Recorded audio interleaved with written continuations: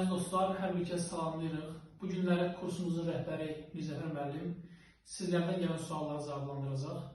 Mirzəfər müəllim, xoş gördük sizi. Çox sağ olun. Suallar çoxdur, maşallah izləyirlər, baxırlar bizə. Suallar çoxca deməli tələbat da var.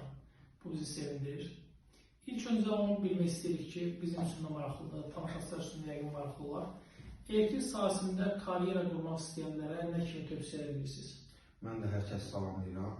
Elektrik sahəsində karyera qurmaq istəyənləri birincisi alqışlayıram. Çünki elektrik həmişə var olacaq, müasir dövrümüzdə daha sürətlə inkişaf edir. Təməl qanunları möhkəm bilmək lazımdır.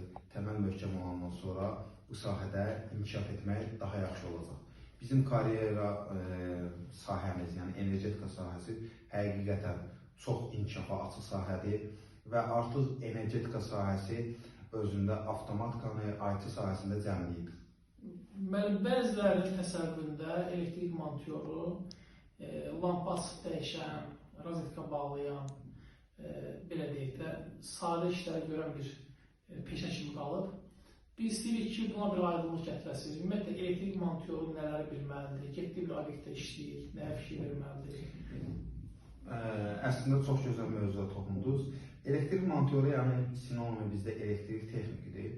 Bu çox önəmli bir sahədir. Elektrik montöru deyiləndə sadəcə siz demişsiniz, rozetka bağlamaq, lampa açmaq deyil. Orada hesabatlar var, onlar bilinməlidir.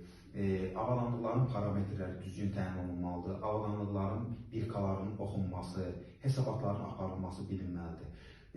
Demək olar ki, bütün normal, yaxşı, mütəxəssis energetik mühəndislərinin, elektrik mühəndislərinin bir öyrədəndə elektrik montorları, yaxşı elektrik montorları olur. Çünki adam həm praktiki cəhətdən işin içindədir, həm də nəzəri cəhətdən. Düzdür, indi bu sahədə bizdə ev elektriki filan montor deyirlər. O montor deyil. Montor ixtisaslı peşədir.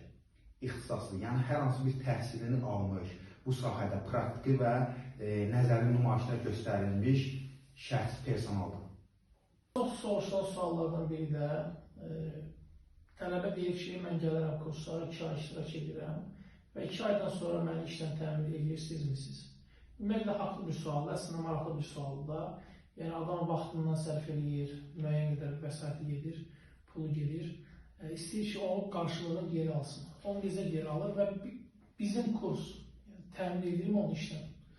Son zamanlar reklamlarda filan, kurslarda filan elanlar görürük ki, işlə təmin etmək filan. Biz, yəni gerçəyin deyək ki, bizdə işlə təmin etmək yoxdur. Amma bizim yüzlərlə tələbəmiz var və tələbələrimizdən demək olar ki, işsiz qalan yoxdur. Çünki tələbə gəlir, vaxtını sərf edir, 2 ay müddətində nəzəri və praktiki biliklər əldə edir. Biz əsasən, yəni deyə bilərsiniz ki, kursun müddəti niyə 2 aydır? 2 ay nə öyrənə bilər bu? Bilirsiniz ki, müasir zamanda hər bir sahədə sürətli hərəkətlər başlayır. Biz də pilot proqram təyin eləmişik. Bu 2 ay müddətinə biz təməl qanunları öyrədirik. Bizim fərqimiz odur ki, müəllimlərimiz istehsalatdan gəlmiş müəllimlərdir və fərqli yanaşma var tələbələrə. 2 aya biz təməl qanunları öyrədirik, nəzəri və praktiki cəhətdən və həmin adam öz üzərində inkişafı onu da öyrənir və iş tapmaq onun üçün elə də bir çətin olmur. Kursa yazılmaq istəyənlərə nə demək istəyirsiniz? Kursa yazılmaq istəyənlərə demək istəyərdim ki, çox gözəl təşəbbüsdür. Həqiqətən bizim tələbə olan vaxtı, məsələn, belə bir şərait yox idi. İndi maşallah olsun ki, kurslar çoxdur. Elə bizim öz kursumuz nəzəriyyə və praktikanın vəhdətini gətirmişik. Orta gərginlik yuvalarının hətta günəş panellərinin izləyənlər bilir və bizdə özümüzün dərs proqramımız xüsusi olaraq hazırlanıb. Yəni biz bu yolu keçə-keçə gəlmişik. Necə öyrənmək lazımdır, onu biz ortaya çıxarmışıq və inanın ki, buna böyük zamanlar sərf eləmişik ki, insan necə öyrənə bilər. Hansı mövzunu ardıcın demək lazımdır. Yəni ki, nə boş nəzəriyyə demək lazımdır, nə də ki, boş praktika.